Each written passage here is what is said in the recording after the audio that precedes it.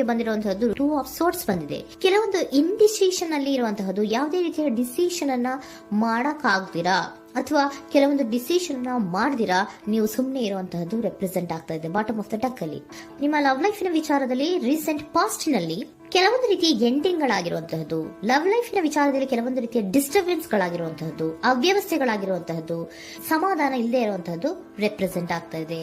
ಯಾಕೆ ಅಂದ್ರೆ ಲವ್ ಲೈಫಿನ ವಿಚಾರದಲ್ಲಿ ಯಾವುದೇ ರೀತಿಯ ಪಾಸಿಟಿವ್ ಬದಲಾವಣೆಗಳಾಗುತ್ತಾ ಅನ್ನುವಂತಹದ್ದು ನೀವು ಪಾಸ್ಟ್ನಲ್ಲಿ ನೀವು ನಿಮ್ಮ ಲವ್ ಲೈಫಿನಲ್ಲಿ ನೀವು ಆಲೋಚನೆಯನ್ನ ಮಾಡಿದ್ದೀರಿ, ಕೆಲವೊಂದು ಬದಲಾವಣೆಗಳಾಗುವಂತ ಸಾಧ್ಯತೆಗಳಿದೆಯಾ ಅಂತ. ಆದ್ರೆ ಎಂಡಿಂಗ್ ಗಳಾಗಿರುವಂತಹದ್ದು ಯಾವುದೇ ರೀತಿಯ ಸರಿ ಹೋಗಿಲ್ದೇ ಇರುವಂತಹದ್ದು ರೆಪ್ರೆಸೆಂಟ್ ಆಗ್ತಾ ಇದೆ. ತುಂಬಾ ಆಲೋಚನೆಯನ್ನ ಮಾಡಿರುವಂತಹದ್ದು ನಿಮ್ಮ ಲವ್ ಲೈಫಿನ ವಿಚಾರವಾಗಿ ನಿದ್ರಾಹೀನತೆಗಳಾಗಿದೆ. ಕೆಲವೊಂದು ರೀತಿಯ ಸ್ಟ್ರೆಸ್ಸಿಗೆ ಒಳಗಾಗಿರುವಂತಹದ್ದು ನಿಮ್ಮ ರೀಸೆಂಟ್ ಪಾಸ್ಟಿನಲ್ಲಿ ನಡೆದಿರುವಂತಹದ್ದು. ಲವ್ ಲೈಫಿನ ವಿಚಾರವಾಗಿ ಯಾವುದೇ ರೀತಿಯ ಅಂತ ಸಮಾಧಾನದ ಏನು ನಿಮ್ಗೆ ನಡೆದಿಲ್ಲ. ಆ ಕಾರಣಕ್ಕೇನೆ ನಿಮ್ಗೆ ಕೆಲವೊಂದು ವಿಚಾರಗಳನ್ನ ಡಿಸಿಷನ್ ತಗೊಳ್ಳುವಂತಹದ್ದು, ಡಿಸೈಡ್ ಅನ್ನ ಮಾಡುವಂತಹದ್ದು ನಿಮ್ಗೆ ಕಷ್ಟ ಆಗ್ತಾ ಇರೋದು.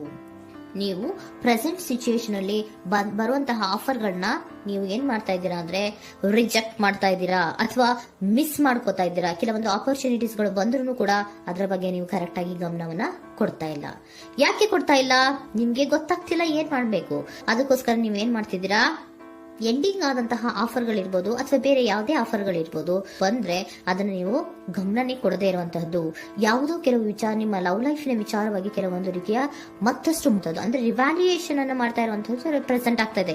ಪ್ರೆಸೆಂಟ್ ಅಲ್ಲಿ ನಾನು ಯಾವುದೇ ಆಫರ್ ಅನ್ನ ತಗೊಳ್ಳುವಂತ ಸ್ಥಿತಿಯಲ್ಲಿ ಇಲ್ಲ ಅನ್ನುವಂತ ರೀತಿಯಲ್ಲಿ ನೀವು ಆಫರ್ಗಳನ್ನ ಮಿಸ್ ಮಾಡ್ಕೊಳ್ಳುವಂತಹದ್ದು ಅಥವಾ ರಿಜೆಕ್ಟ್ ಮಾಡುವಂತಹದ್ದು ರೆಪ್ರೆಸೆಂಟ್ ಆಗ್ತಾ ಇದೆ.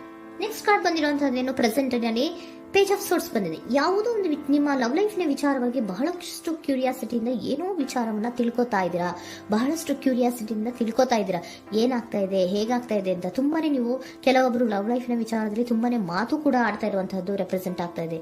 ಏನಾಗ್ತಾ ಇದೆ, ಹೇಗಾಗ್ತಾ ಇದೆ, ಈ ಗಲಿಬಿಲಿಗಳು, ಡಿಸ್ಟ್ರಾಕ್ಷನ್ಸ್ಗಳು ಅಥವಾ ಡಿಸಿಷನ್ಸ್ ನ ಮಾಡಕ್ಕಾಗದೆ ಏನಕ್ಕೆ ಒದ್ದಾಡ್ತಿದೀವಿ ಅನ್ನೋದ್ರ ಬಗ್ಗೆ ಕೂಡ ನೀವು ಕೆಲವೊಂದು ರೀತಿಯ ಮಾತಾಡ್ತಾ ಇರುವಂತಹದ್ದು ರೆಪ್ರೆಸೆಂಟ್ ಆಗ್ತಾ ಇದೆ.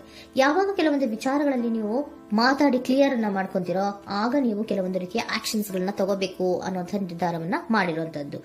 ಆಫರ್ಗಳು ಬಂದ್ರೂ ಕೂಡ ರೆಫ್ಯೂಸ್ ಮಾಡ್ತೀರಾ. ಆದ್ರೆ ಏನೀಗ ಹಿಂದೆ ಪಾಸ್ಟಿನಲ್ಲಿ ನಡೆದಿತ್ತೋ ಅದು ಯಾಕಾಯ್ತು, ಏನಕ್ಕೆ ಹಂಗಾಯ್ತು ಅನ್ನೋದ್ರ ಬಗ್ಗೆ ಕೂಡ ನೀವು ಮಾತಾಡುವಂತ ಸಾಧ್ಯತೆಗಳು ರೆಪ್ರೆಸೆಂಟ್ ಆಗ್ತಾ ಇದೆ ಅಟ್ ಪ್ರೆಸೆಂಟಿನಲ್ಲಿ.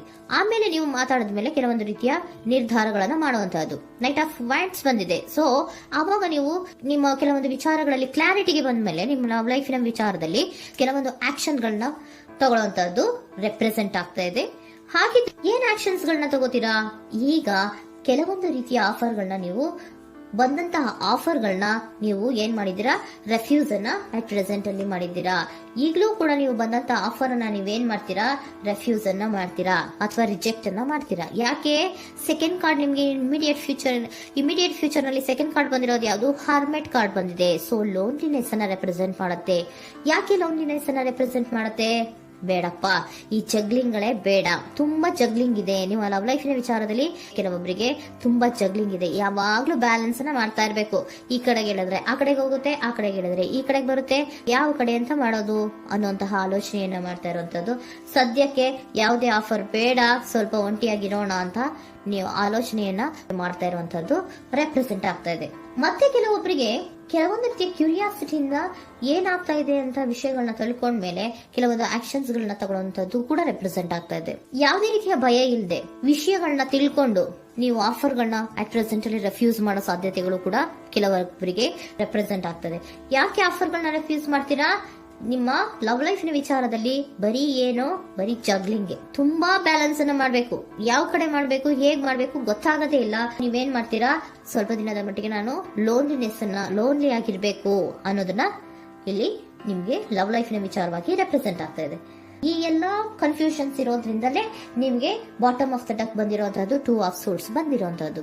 ಸೊ ಇಂಡಿಸಿಷನ್ ಆಗ್ತಿರೋಂತ ಏನ್ ಮಾಡ್ಬೇಕು ಗೊತ್ತಾಗಲ್ಲ. ಅದಕ್ಕೇನೆ ನೀವು ಇಲ್ಲಿ ಕುತ್ಕೊಂಡ್ಬಿಟ್ಟಿದ್ದೀರಾ, ನನ್ನ ಲವ್ ಲೈಫ್ನ ವಿಚಾರವಾಗಿ ಯಾವ ನಿರ್ಧಾರವನ್ನ ಮಾಡಬೇಕು ಅನ್ನುವಂತಹ ಆಲೋಚನೆಯನ್ನ ಮಾಡ್ತಾ ಇರುವಂತದ್ದು, ಹಾಗೇನೆ ಮಾಡುವಂತಹದ್ದು ನಿಮ್ಗೆ ರೆಪ್ರೆಸೆಂಟ್ ಆಗ್ತಾ ಇರೋದು. ಕೆಲವೊಬ್ರು ರೆಫ್ಯೂಸ್ ಅನ್ನ ಮಾಡಿ ಮುಂದೆ ಹೋಗುವಂತ ಸಾಧ್ಯತೆಗಳು ಇರುವಂತಹದ್ದು. ಮತ್ತೆ ಕೆಲವೊಬ್ರು ಆಫರ್ಗಳನ್ನು ಬರುವಂತದನ್ನ ಬ್ಯಾಲೆನ್ಸ್ ಅನ್ನ ಮಾಡಬೇಕು, ಜಗ್ಲಿಂಗ್ ಅನ್ನ ಮಾಡಬೇಕು, ಸದ್ಯದ ಮಟ್ಟಿಗೆ ಒಂಟಿಯಾಗಿ ಇರೋಣ ಅಂತ ಆಲೋಚನೆಯನ್ನ ಮಾಡ್ತಾ ಇರುವಂತದ್ದು ರೆಪ್ರೆಸೆಂಟ್ ಆಗ್ತಾ ಇದೆ. ನಿಮಗೆ ಏಂಜಲ್ ಗೈಡೆನ್ಸ್ ಏನ್ ಕೊಡ್ತಾ ಇದ್ದಾರೆ, ಡೋಂಟ್ ಸ್ಟಾಪ್. ಇಲ್ಲಿ ಡೋಂಟ್ ಸ್ಟಾಪ್ ಇನ ಅರ್ಥ ಏನಪ್ಪಾ ಅಂದ್ರೆ, ಯಾವ ಕೆಲವು ವಿಚಾರಗಳ ಬಗ್ಗೆ ಕ್ಲಾರಿಟಿ ಬೇಕು ನಿಮ್ಗೆ, ಯಾವ ವಿಚಾರಗಳಲ್ಲಿ ನೀವು ಕನ್ಫ್ಯೂಷನ್ಸ್ ಅಲ್ಲಿ ಒದ್ದಾಡ್ತಾ ಇದ್ದೀರಾ, ಏನ್ ಕ್ಲಾರಿಟಿ ಬೇಕೋ ಅದನ್ನ ಧೈರ್ಯವಾಗಿ ಮುಂದೆ ಬಂದು ಅದನ್ನ ಕ್ಲಾರಿಟಿಯನ್ನ ತಗೊಂಡು ಮುಂದೆ ಹೋಗು, ಅಲ್ಲೇ ನಿಂತ್ಕೋಬೇಡ ಅನ್ನುವಂಥದ್ದನ್ನ ನಿಮ್ಗೆ ಹೇಳ್ತಾ ಇದ್ದಾರೆ. ಯಾವ ವಿಚಾರವನ್ನ ನೀವು ಲವ್ ಲೈಫ್ ನ ವಿಚಾರದಲ್ಲಿ ಏನ್ ಈ ಜಗ್ಲಿಂಗ್ಗಳು ಅಥವಾ ಈ ಬ್ಯಾಲೆನ್ಸ್ ಗಳನ್ನ ಮಾಡ್ಕೊಂಡು ಅಥವಾ ಎಳ್ದಾಟಗಳನ್ನ ಮಾಡ್ಕೊಂಡಿದ್ದೀರೋ ಅಲ್ಲಿಗೆ ಕ್ಲಾರಿಟಿಯನ್ನ ತಗೊಳ್ಳಿ, ಧೈರ್ಯವಾಗಿ ಕ್ಲಾರಿಟಿಯನ್ನ ತಗೊಂಡು ನೀವು ಮುಂದೆ ಆಕ್ಷನ್ಸ್ ಅನ್ನು ತಗೊಳ್ಳುವಂತದ್ದು ರೆಪ್ರೆಸೆಂಟ್ ಆಗ್ತಾ ಇದೆ.